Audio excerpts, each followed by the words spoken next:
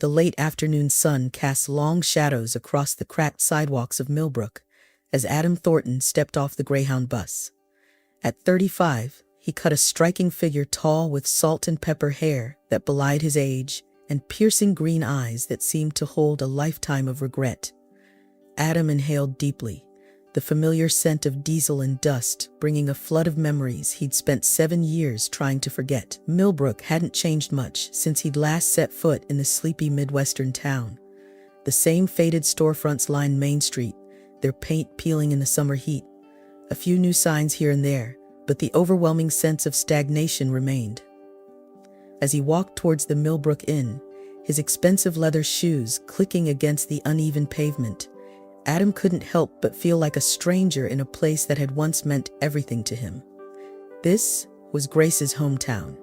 His Grace. The woman he'd loved more fiercely than he'd thought possible, and the woman he'd lost through his own blind stupidity.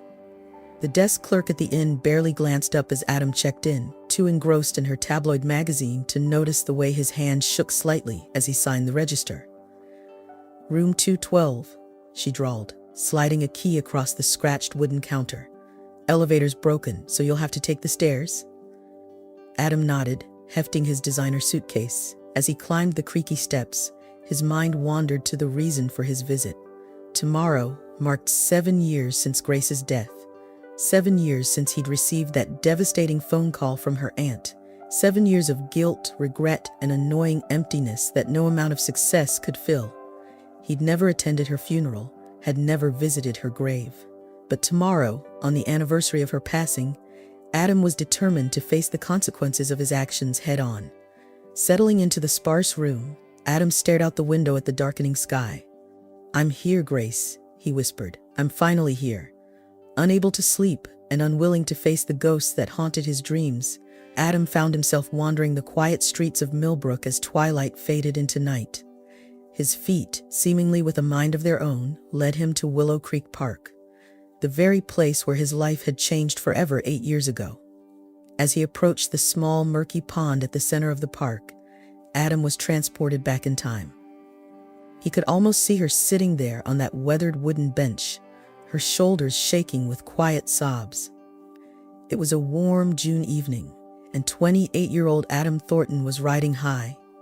He just closed a major deal for his father's company, earning praise from the old man for the first time in years. Feeling on top of the world, he decided to take a stroll through the local park of this backwater town he was stuck in for another day. That's when he saw her, a vision in a faded blue sundress, her dark hair falling in waves around her face as she cried softly by the pond. Adam hesitated. He wasn't the type to get involved in strangers' problems, especially not in a town he'd be leaving tomorrow. But something about the girl's despair called to him. "Excuse me, miss," he said, approaching cautiously. "Are you all right? Is there someone I can call for you?" The girl looked up, and Adam felt his breath catch in his throat. Even with tear-stained cheeks and red-rimmed eyes, she was the most beautiful woman he'd ever seen. "I'm fine," she sniffled, wiping her eyes hastily. "Please, just leave me alone." Adam should have walked away. He had a flight to catch in the morning, a life of luxury and success waiting for him back in Chicago. But instead, he found himself sitting down next to her. "I'm Adam," he said softly, "and I'm a pretty good listener if you want to talk about it." She hesitated for a moment, then let out a shaky laugh. "I'm Grace, and unless you can convince my aunt to let me leave this dead-end town, I don't think you can help." Over the next hour, Grace poured out her heart to this handsome stranger. She told him about her dreams of going to college, of seeing the world beyond Millbrook's city limits.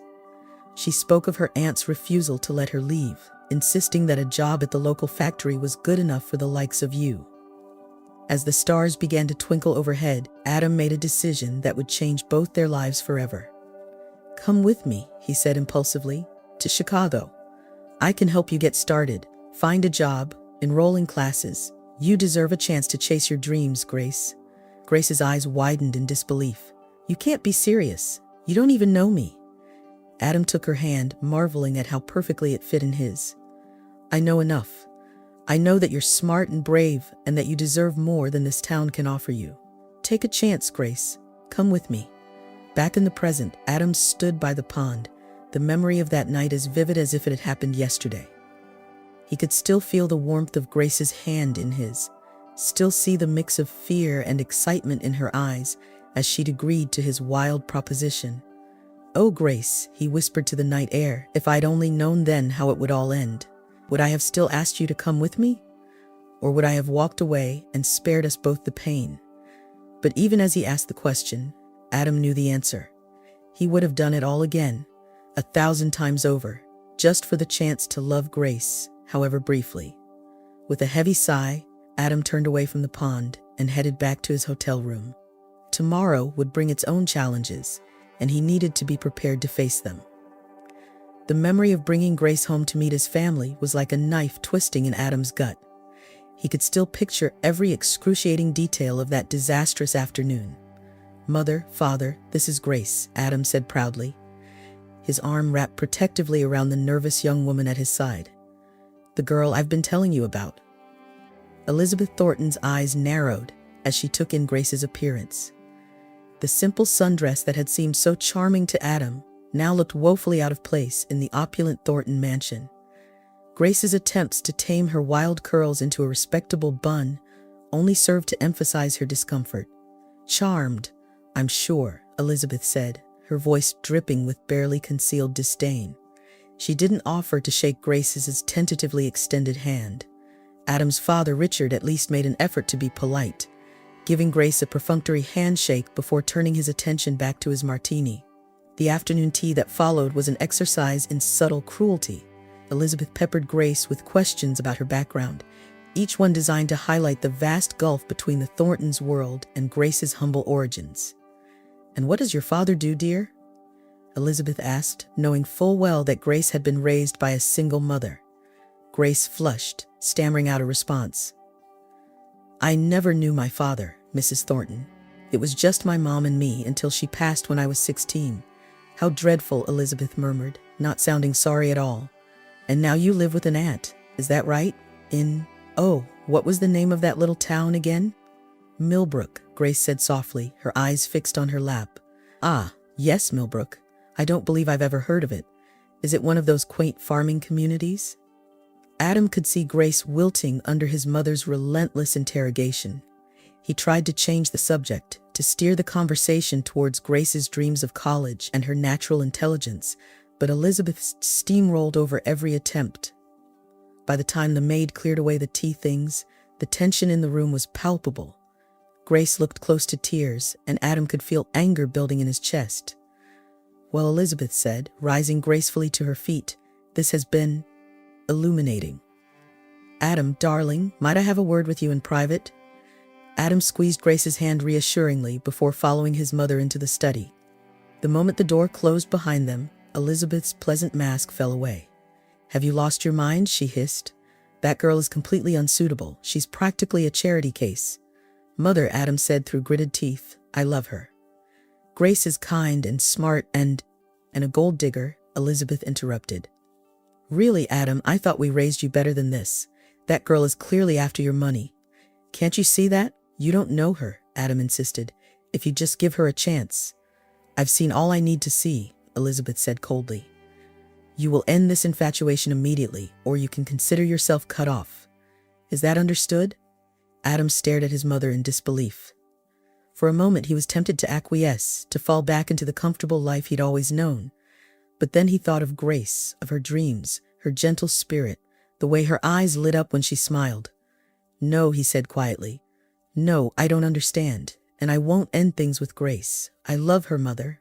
If you can't accept that, then I guess I'm cut off." Elizabeth's face hardened. "Don't be dramatic, Adam. You wouldn't last a week without your trust fund." "Watch me," Adam said, turning on his heel and striding out of the study. He found Grace in the foyer, looking small and lost among the marble columns and crystal chandeliers. Without a word, he took her hand and led her out of the mansion, ignoring his mother's shrill protests behind them. As they drove away, Grace turned to him with tear-filled eyes. "Adam, I'm so sorry. I never meant to come between you and your family." Adam reached over and took her hand, bringing it to his lips for a gentle kiss. "You have nothing to be sorry for, Grace. My parents?" They'll come around eventually, and if they don't, well, we'll make our own family, just you and me against the world. Back in his hotel room, Adam buried his face in his hands. If only he'd known then how prophetic those words would turn out to be. Just you and me against the world. In the end, it had been his own actions, not his family's rejection, that had torn them apart. Adam paced the confines of his small hotel room, the memory of his betrayal burning like acid in his veins. He could still see it all so clearly, the manila envelope on his desk, the damning photos inside, the red haze of anger that had consumed him. It had been a normal Tuesday afternoon. Adam was at his desk in the small apartment he shared with Grace, poring over contracts for a new business venture. They'd been in Chicago for almost a year, and while things were tight financially, Adam had never been happier. Grace was thriving in her community college classes, and their love seemed to grow stronger every day. When the intercom buzzed, Adam answered absently, still focused on his work. "Yes?" "Package for you, Mr. Thornton." The doorman's voice crackled through the speaker. "Thanks, Jim. I'll be right down." Adam retrieved the manila envelope from the front desk, noting the lack of return address with mild curiosity. Back in the apartment, he tore it open, expecting more business documents. Instead, a stack of glossy photographs spilled out onto his desk. Adam's blood ran cold as he leafed through them. Grace, his Grace, in the arms of another man, kissing him, laughing with him in a way she'd only ever laughed with Adam. The photos were undated, but they were clearly recent. Grace was wearing a sweater Adam had given her for her birthday just last month. As the implications sank in, Adam felt a rage unlike anything he'd ever experienced building inside him. All the sacrifices he'd made, all the love he'd poured into their relationship, and this was how Grace repaid him? He was still staring at the photos, his hands shaking, when he heard Grace's key in the lock. She entered the apartment, her face lighting up at the sight of him. "Adam, you're home early. I thought you had that big meeting today." The sound of her voice, so warm and loving, only fueled Adam's anger. How dare she stand there and pretend everything was normal? "Who is he?" Adam asked, his voice low and dangerous. Grace's smile faltered. "What? Who's who, Adam?" In response, Adam swept the photos off his desk, scattering them across the floor at Grace's feet. Her eyes widened in shock as she took in the images. "Adam, I don't understand. Where did these come from?" "Don't play dumb," Adam shouted, causing Grace to flinch. "I trusted you, Grace. I gave up everything for you. And this is how you repay me?" Grace's face had gone pale, her eyes filling with tears. "Adam, please just let me explain. These aren't what they look like, I swear." But Adam was beyond listening. All he could see were the photos. All he could feel was the bitter sting of betrayal. Without thinking, he lashed out, his open palm connecting with Grace's cheek in a stinging slap. The moment his hand made contact, Adam froze in horror. Grace stumbled backward, her hand flying to her reddening cheek, her eyes wide with disbelief and fear. "Grace, Adam started, the red haze of anger dissipating as quickly as it had come, leaving only shame in its wake. "Oh God, Grace, I'm so sorry. I didn't mean to." But Grace was already backing away from him, shaking her head. Without a word, she turned and fled the apartment, leaving Adam alone with the scattered photos and the sickening realization of what he'd done. Adam came back to the present with a start, his cheek wet with tears. He hadn't realized he was crying. The guilt of that moment had haunted him for 7 years. The memory of Grace's betrayed, frightened eyes seared into his brain. He tried to find her the next day, to apologize, to beg for forgiveness, but Grace was gone, leaving behind only a brief note. "You believed those lies without even asking me. But that's not even the worst part. I thought I knew you, Adam. I thought you were different. I was wrong." Adam sat heavily on the edge of the hotel bed, his mind racing with the memory of the day everything had finally become clear. It had been just 6 months ago, but it felt like a lifetime. The private hospital room was oppressively quiet, broken only by the steady beep of monitors and Elizabeth Thornton's labored breathing. Adam sat by his mother's bedside, watching the woman who had loomed so large in his life fade away before his eyes. "Adam," Elizabeth wheezed, her once imperious voice now barely a whisper. "There's something I need to tell you." Adam leaned closer, taking his mother's frail hand in his. Despite everything, despite the years of estrangement, he couldn't help but feel a pang of sorrow at seeing her like this. "What is it, Mother?" Elizabeth's eyes, cloudy with pain and medication, fixed on Adam's face with sudden clarity. "Grace," she said. "Those photos, the ones of her with another man?" Adam felt his heart clench. Even after all these years, the mere mention of Grace's name was enough to bring all the old pain rushing back. "What about them?" he asked, his voice tight. "They were fake," Elizabeth confessed, each word seeming to cost her great effort. "I had them made to separate you." I'm so sorry, Adam." The world seemed to tilt on its axis as the implications of his mother's words sank in. Adam felt as if he might be sick. "You what?" he managed to choke out. "Why? How could you do that?" Elizabeth's eyes filled with tears. I thought I was protecting you. Wow, that girl. She wasn't right for you, Adam. I was sure she'd only bring you pain. But I was wrong. I was so wrong." Adam stood abruptly, his chair scraping harshly against the linoleum floor. He began to pace the small room, his mind reeling. "Do you have any idea what you've done?" he asked, his voice rising with each word. "Do you know what happened because of those photos? What I did?" Elizabeth weakly shook her head, confusion clouding her features. "I hit her mother," Adam said, the words tasting like ash in his mouth. "I hit Grace. I was so angry, so hurt by what I thought she'd done that I actually struck her. And then she left. She disappeared, and I let her go. Because of your lies." Elizabeth's face crumpled in dismay. "Oh, Adam, I never meant. I didn't think." "No, you didn't think," Adam said bitterly. "You didn't think about anyone but yourself and your precious social status. And because of that, I lost the only woman I've ever truly loved." Tears were streaming down Elizabeth's face now. "I'm sorry, Adam. I'm so sorry. Can you ever forgive me?" Adam looked at his mother, this woman who had shaped so much of his life, for better and for worse. He wanted to hate her, to storm out and never look back. But as he saw the genuine remorse in her eyes, he felt his anger begin to ebb, replaced by a profound sadness. "I don't know, Mother," he said honestly. "I don't know if I can forgive you. But I'll try, for both our sakes." He leaned down and pressed a gentle kiss to Elizabeth's forehead. As he straightened up, she caught his hand. "Find her, Adam," she whispered urgently. "Find Grace. Make it right before it's too late." Adam nodded, a lump forming in his throat. "I will, Mother. I promise." Back in the present, Adam stood and walked to the window of his hotel room, looking out at the quiet streets of Millbrook. Tomorrow, he would visit Grace's grave for the first time. Tomorrow, he would try to make amends for 7 years of mistakes and misunderstandings. The next evening found Adam seated at an outdoor table of the only cafe in Millbrook that seemed to have survived the past 7 years.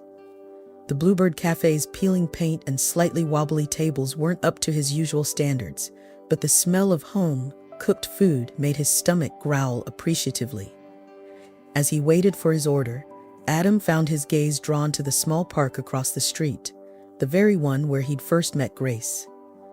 A few children were playing near the pond, their laughter carrying on the warm evening breeze.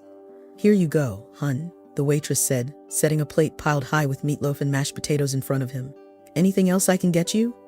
Adam shook his head, offering a polite smile. "No, thank you. This looks great." As he ate, savoring flavors that reminded him of childhood dinners at his grandmother's house, Adam found himself people-watching. Millbrook residents strolled by, most offering friendly nods or waves to each other. It was so different from the anonymity of Chicago, where you could live next door to someone for years and never exchange more than a cursory greeting. He was so lost in his observations that he almost missed the small voice beside him. "Excuse me, mister?" Adam turned to find a young boy, no more than 7 or 8, standing nervously by his table. The child had a mop of unruly dark hair and startlingly familiar blue eyes. "Yes," Adam replied, curious. The boy pointed to Adam's half-eaten roll. "Are you going to finish that? It's just the ducks in the pond. They really like bread, and I don't have any." Something about the child's earnest expression tugged at Adam's heart. "Tell you what," he said, wrapping the roll in a napkin. "Why don't you take the whole thing? I'm sure the ducks will appreciate it." The boy's face lit up with a smile that was achingly familiar, though Adam couldn't quite place why. "Gee, thanks, mister." As the child scampered off toward the pond, roll clutched triumphantly in his small hands, Adam felt an odd sense of connection. There was something about that boy. Suddenly, a sharp pain lanced through Adam's abdomen, driving all other thoughts from his mind. He doubled over, gasping. "Sir, are you all right?" He'd spent the past 7 days recuperating in the local hospital, his plans derailed, but his determination unchanged. As he made his way through the quiet paths between the graves, Adam's heart pounded with anticipation and dread. What would he feel when he finally saw Grace's final resting place? Would he find the closure he so desperately sought? He rounded a corner and froze. There, kneeling beside a simple headstone, was the boy from the cafe. The child was carefully pulling weeds from around the grave, his small face set in concentration. Adam approached slowly, not wanting to startle the boy. As he drew closer, he could make out the name on the headstone, Grace Elizabeth Morgan, beloved daughter, friend, and mother, forever in our hearts. Mother. The word hit Adam like a physical blow. His eyes darted between the grave and the child tending it with such care. "Excuse me," Adam said softly, his voice hoarse with emotion. Are you?" The boy looked up, recognition flashing in his eyes. "Oh, hi, mister. Thanks again for the bread the other day. The ducks really liked it." Adam nodded absently, his mind reeling. "You're welcome." "I'm Adam. What's your name?" "I'm Tyler," the boy replied. Then, gesturing to the grave, he added, "This is my mom. Well, sort of. She died when I was born, but I still come to visit her." Adam felt as if the ground was shifting beneath his feet. "Tyler," he said carefully, "can I ask, how old are you?" "I just turned 7 last week," Tyler said proudly. "Aunt Martha says I'm a big boy now. 7 years." The timeline fit perfectly. Adam's knees felt weak and he sank down onto the grass beside Tyler. "Tyler," he said, his voice barely above a whisper. "Did your Aunt Martha ever tell you about your father?" The boy's face clouded. "Not really, just that he went away before I was born. I think he didn't want me." Adam's heart shattered at the sadness in Tyler's voice. "Oh, Tyler," he said, fighting back tears. "I'm sure that's not true. I'm sure if your father knew about you, he would have moved heaven and earth to be with you." Tyler looked at him curiously. "How do you know?" Adam took a deep breath. This was it, the moment that would change everything. "Because, Tyler, I think I might be your father." The walk to Aunt Martha's apartment was silent. Tyler's small hand gripped tightly in Adam's larger one. Adam's mind was a whirlwind of emotions: joy at discovering he had a son, guilt for the years he'd missed, and apprehension about facing Grace's aunt after all this time. As they climbed the stairs to the second-floor apartment, Adam's heart raced. Tyler knocked on the door, calling out, "Aunt Martha, I'm home, and I brought someone with me." The door swung open to reveal a woman in her mid-60s, her gray hair pulled back in a severe bun. The moment her eyes landed on Adam, her face hardened. "You," she spat. "How dare you show your face here after all this time?" Adam flinched at the venom in her voice, but stood his ground. "Mrs. Morgan, please, I know I have no right to be here, but I need to understand. I need to know what happened to Grace." Martha's eyes darted to Tyler, who was looking between the adults with confusion. "Tyler, honey, why don't you go to your room for a bit? The grown-ups need to talk." Once Tyler was out of earshot, Martha rounded on Adam. "What do you want to know? How you broke my niece's heart? How she cried herself to sleep every night? Or how about how she died bringing your son into the world while you were off living your cushy life?" Each word was like a knife in Adam's heart. "I didn't know," he said softly. "I swear to you, I didn't know Grace was pregnant. If you had what?" Martha interrupted. "You'd have come running back? After what you did to her?" Adam hung his head in shame. "I made a terrible mistake. I believed a lie, and I hurt Grace in a way I'll never forgive myself for. But please, Mrs. Morgan, I'm here now. I want to make things right." Martha studied him for a long moment, her expression unreadable. Finally, she sighed. "Come in. It's time you knew the whole story." Over the next hour, Martha filled in the gaps of the past 7 years. How Grace had discovered she was pregnant shortly after fleeing Chicago.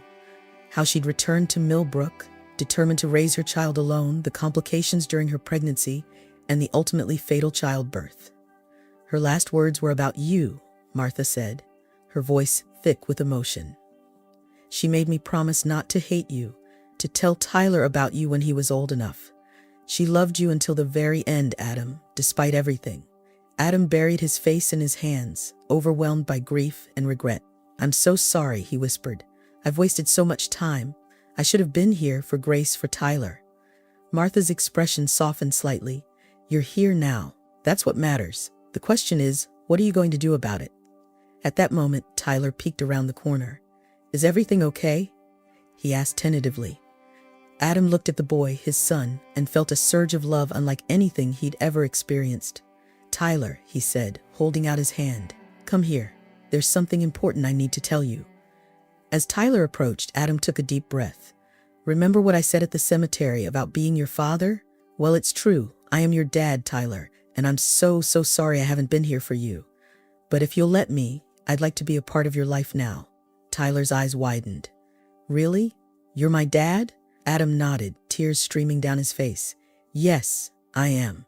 And I promise you, Tyler, I will spend the rest of my life making up for lost time if you'll have me.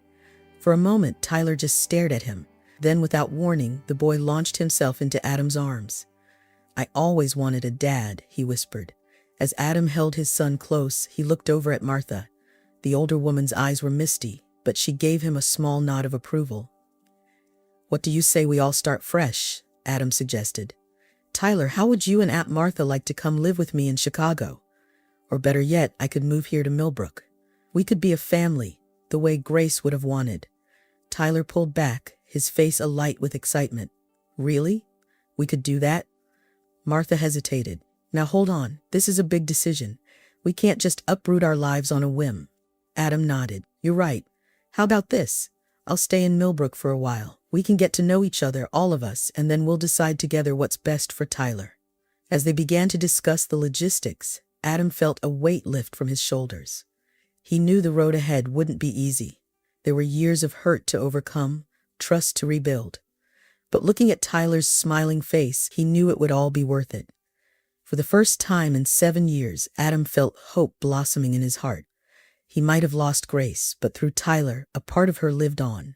And this time, Adam vowed he would do everything in his power to honor her memory and be the man and the father she had always believed he could be.